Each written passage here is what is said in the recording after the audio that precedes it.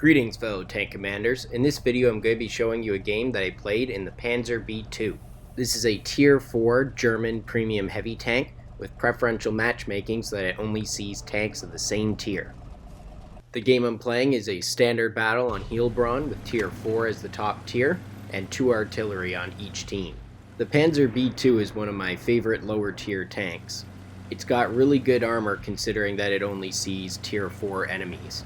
And so you can really put yourself out there and get into a lot of ridiculous situations with this tank, bounce a lot of shots and have a lot of fun with it, which is what the low tier games are all about.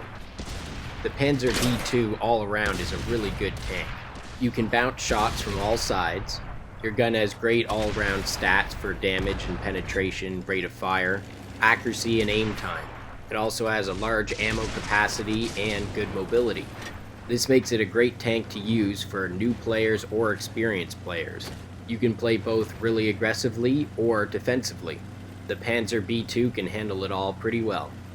I enjoy playing mine quite aggressively. I currently have my Pz.B2 supplied with a small repair kit, small first aid kit, and manual fire extinguisher. I tried the larger kits with this tank, but it didn't seem particularly worth it. I keep a good stock of APCR shells with this tank. This is definitely needed to fight tanks such as the Panzer II-J, Pz.B2, M3 Lees, and Panzer S-35s. I've put myself right in the middle of the action this game, and have already bounced quite a few shots, gotten some great damage hits, and spotted target hits. The only unfortunate part is that big hit from the artillery. I have my Pz.B2 equipped with coated optics, an enhanced gun laying drive, and improved ventilation. The coated optics is a great idea for players who want to play the Pz.B2 quite aggressively and are going to be moving around a lot.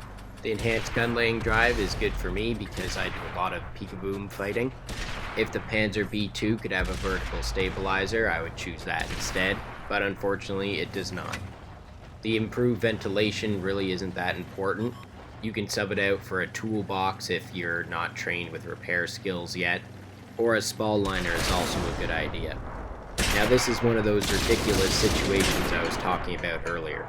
This Panzer II-J is shooting directly at my rear armor and cannot penetrate. Meanwhile, a second Panzer II-J is shooting at me from the other side and can't penetrate either. But you'll find there are very few situations where an autoloader can penetrate the Pz.B2. Which is great because I can overextend myself like I am now, risking being swarmed by enemy light tanks, and it has little effect on me. So far I've managed to destroy 4 enemy vehicles. Luckily we haven't had to fight a lot of tank destroyers or tanks using high explosive rounds. Because as good as the armor may be on the Pz.B2, those tanks can wear it down quite quickly. I've had some great support from my teammates this game, as shown with all the spotted target hits that I'm getting, which is one of the many great opportunities the Pz.B2 gets for being a frontline tank. Even though I have low hit points, I want to keep the momentum of the game going, since we have a substantial lead over the enemy. I could have stopped to aim at this light tank a little better, but I was more worried about getting hit by the artillery. One thing that's really nice about the Pz.B2 is that you don't need a highly trained crew to have a lot of fun with this tank. The main thing that I find it benefits from is repairs, and you can easily substitute that with a toolbox. Of course, more crew skills always help, but the Pz.B2 does not need them to have fun. The rate of fire on this tank is very forgiving, so you can take snapshots on the move without any worry. This is also something good to remember if you're a new player, or if you just like the opportunity to take a lot of speculative shots on the move like I do. This tank has a top speed of 30 kilometers per hour, which means you can traverse open areas like this quite easily. It definitely doesn't seem fast by the low tier standards where you have so many light tanks just driving around at 40 or more kilometers per hour. But it is definitely enough to get the job done and to get you into the action in time.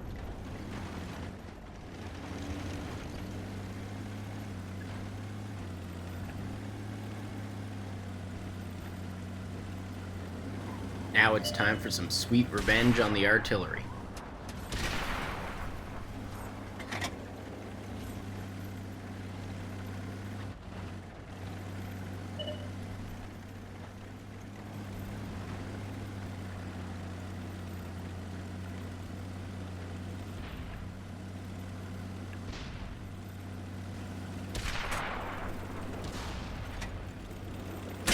We've got an M3 Lee off in the distance, sniping at the base.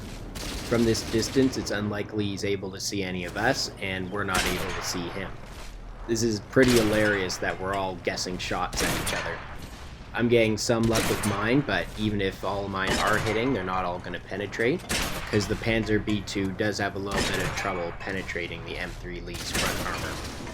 It doesn't have a problem when you switch to APCR ammunition, but I'm not going to do that for just guessing shots.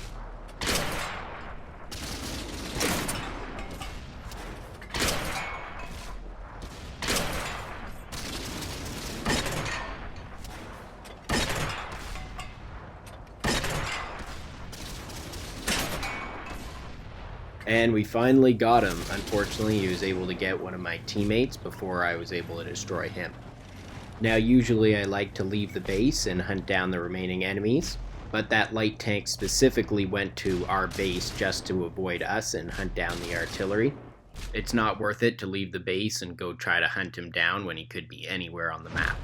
Now let's check the post-game stats and see how I did. For this game, I earned almost 49,000 silver and I got 4,122 experience, with no multipliers. I destroyed 7 enemy vehicles, dealt 1,626 damage, assisted with 489 damage, and blocked 700 damage. This allowed me to get Top Gun, High Caliber, Mastery Badge Ace Tanker, Cool Head, and Steel Wall. I placed at the top of my team, earning a base XP of 1,832. I managed to hit 42 of my 74 shots and penetrate 35 of those. I wish I had been a little better with my accuracy over the game, but I took a lot of shots on the move, so I'm not really surprised by this.